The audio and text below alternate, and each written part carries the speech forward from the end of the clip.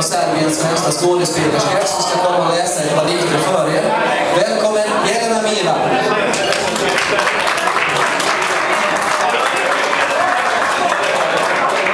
Hej, jag är glad att vi är ikväll här. Jag ska börja faktiskt med en snapsvisa, eller vad ska man säga, skålvisa, fast på serbiska. Noće ste moje čeložari, noće se moje vjeđe pote i moje misli samozari, umrijeću noćas od ljepote. Skål!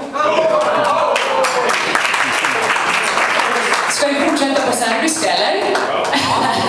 Nej, jag tänkte så här, när jag fick det fina uppdraget att jag faktiskt berättar lite någonting från serbisk kultur, det vill säga litteraturen, poesi. Det var faktiskt ett stort uppdrag.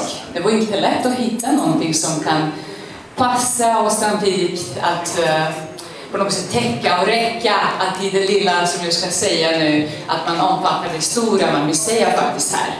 Och innan jag börjar med dikter som jag har valt faktiskt från Miodrag Pavlović, jag ska be om lite hjälp för ungdomar från Serbien. Jag ska kalla dem att de kommer fram.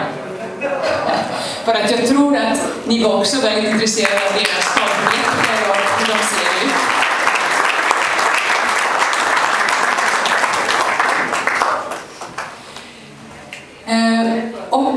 Första dikten kommer att vara om en kärlek. Och den heter Början på dikt. En kvinna gick tillsammans med mig över floden. Genom dimma och månsken.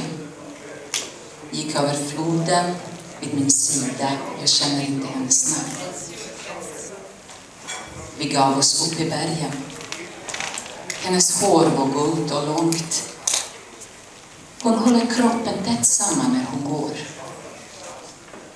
Vi har lämnat lagar och sällskap bakom oss. Och glömt doften av föräldrarnas doft. Som genom en impuls omfamnar vi varann. Jag känner inte hennes namn. Vi återvänder inte till staden. Vi bor på högslätten bland stjärnorna. Varken arméer eller örnar kan hitta oss.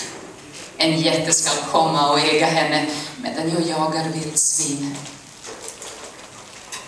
Och i oändliga sånger ska våra barn berätta om släktets begynnelse. Till heder, förflyttningar och gudar som tagit sig över floden.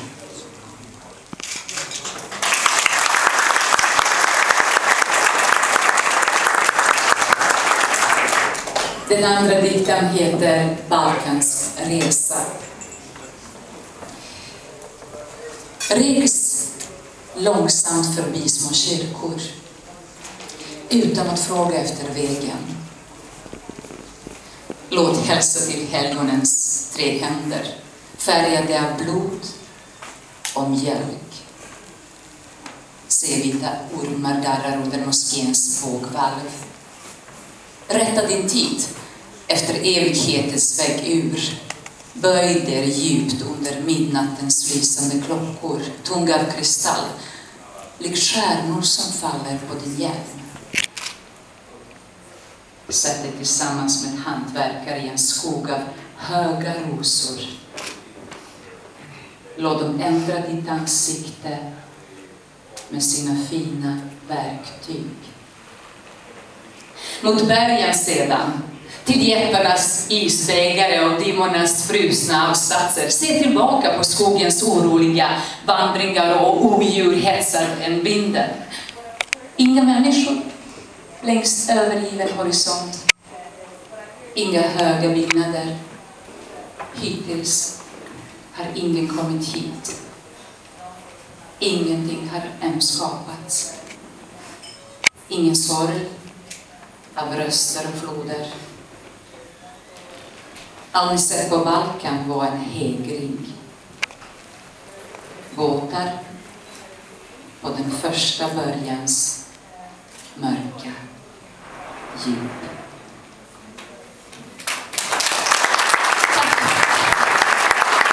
Vi fortsätter kvällen förstås med goda vinet och lite söta saker. Och sen hoppas att nästa gång kanske blir lite mer dikter, kanske dans hoppas vi redan även ikväll. Vi får se. Och god fortsättning. Tack.